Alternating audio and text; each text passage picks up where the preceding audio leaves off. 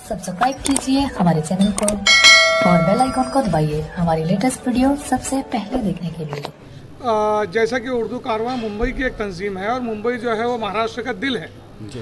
तो महाराष्ट्र के दिल से जब ये मूवमेंट चल रही है तो क्या आपकी कोशिश है कि उर्दू कारवां पूरी रियासत में एक इकाई बनकर उभरे और हर ज़िले में इसके सेंटर्स कायम हों? आपका सवाल बहुत अहम है। देखिए, हमने कभी भी जो है तौसी पसंदी का जो है वो मंसूबा नहीं बनाया, लेकिन अल्लाह का शुक्र है कि हमको कुछ ऐसे मुख्तलिफ साथी मुख्तलिफ शहरों से खुद ही मिले जो ये रुजू करते हैं और ये मुतालबा करते हैं कि वो बावजूद बहुत सारी उर्दू तंजीमों के उनके अपने शहर में होने के वो उर्दू कारवां की शाख का ही हिस्सा बनना चाहते हैं।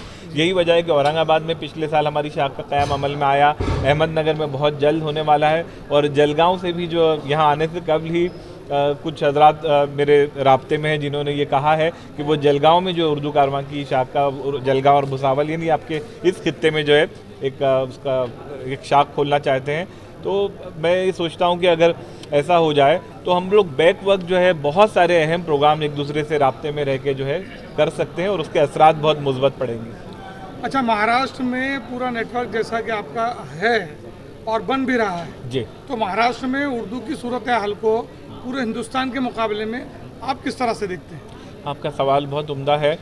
मैं खुशफहमी भी नहीं हूँ, लेकिन मैं जो है वो उर्दू का मातम भी नहीं करना चाहता।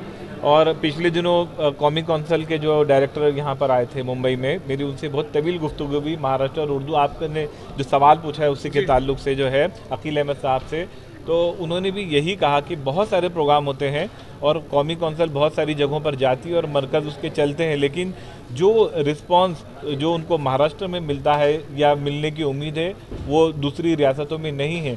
और अगरचे उर्दू का जो है आप उर्दू की इब्तदाई तारीख देखें तो शुमाली हिंद जो है वो पाया जाता है, दिल्ली, लखनऊ, लेकिन आप वहाँ देखिए कि उर्दू को दफन कर दिया गया और वहाँ सिर्फ हिंदी का ही जो है पूरा निज़ाम तालीम है। और महाराष्ट्र में उर्दू इसीलिए अभी तक राइज है, जो उर्दू की जो स्कूलें हैं, अगर ये उर्दू की जो प्राइमरी और सेकेंडरी स्कूल है ये उर्दू के एक महफूज किले हैं और यहाँ से ही उर्दू के सिपाही जो है वो मैदान में निकल रहे हैं। और यही वजह है कि महाराष्ट्र में न सिर्फ उर्दू की बका है बल्कि उर्दू का फ़रोग़ भी मुसलसल हो रहा है। और इंशाअल्लाह ये उर्दू ज़रिए तालीम, उर्दू सहाफ़त, उर्दू अखबारात, उर्दू मीडिया, ये सारे मिलकर जो है महाराष्ट्र में उर्दू की सूरत हाल को जो है बेहतर बनाए हुए और इंशाअल्लाह मज़ीद बेहतर बनाएंगे। एक आखिरी सवाल कि जब उर्दू की सूरत हाल महाराष्ट्र में माशाल्लाह दीगर रियासतों के मुकाबले में जब बहुत अच्छी है, तो क्या हमें मनियार बिरादरी के इस प्लेटफॉर्म से और उर्दू कारवां के ज़रिए महाराष्ट्र में उर्दू को दूसरी सरकारी ज़बान बनाने का मुतालबा नहीं करना चाहिए? बिल्कुल हाँ, मैं समझता हूँ कि हमारा मुतालबा दस्तूरी और जमहूरी तौर पर बिल्कुल दुरुस्त है।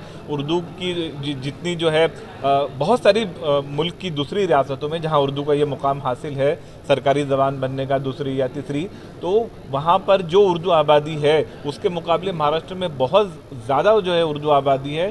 तो मैं समझता हूँ कि हम लोगों का ये मुतालबा बेजा नहीं है और महाराष्ट्र सरकार इस सिमत में काम भी कर रही है। कई शहरों में, जहाँ जलगांव में भी जो है वो उर्दू घर का क़याम जो है अमल में आना है। अभी हम लोगों ने जो है मेयर साहिबा से दरख्वास्त की कि चूँकि जलगांव में भी जो है उर्दू घर का मुतालबा बहुत अरसे से जो है वो चल रहा है, लेकिन अभी तक ज़मीन जो पहला मरहला जो ज़मीन का हुसूल होता है वो नहीं हुआ है, तो उसको जल्द अज जल्द अदा किया जाए। कोई ज़मीन को जो है उसकी शनाख्त करके जो है उसको मंसूबे को अमल में लाया जाए। और अगर महाराष्ट्र में उर्दू को दूसरी सरकारी ज़बान का दर्जा मिलता है तो मैं समझता हूँ ये उर्दू के साथ और हम उर्दू वालों के साथ देर से ही सही लेकिन कुछ इंसाफ होगा। बहुत शुक्रिया फरीद खान साहब, जज़ाकल्लाह। बहुत शुक्रिया।